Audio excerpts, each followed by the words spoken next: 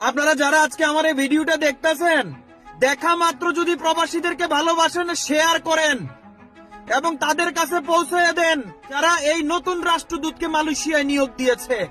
শামীম হোসেন সাহেব নতুন রাষ্ট্রদূত হয়ে একজন প্রবাসীর কালারে ধরে কি প্রমাণ করতে চাইলো আমার বোধগম্য নয়। তিনি ভুলে গেছেন আর বউয়ের নতুন শাড়ির টাকাটা এই প্রবাসীদের রেমিটেন্সের টাকা দিয়ে দেয়া হয়। তাদের গাড়ির পতাকাবাহী গাড়িটা, যে গাড়িটা চড়ে, ওইটাও প্রবাসীদের রেমিটেন্সের টাকার বলে কেনা।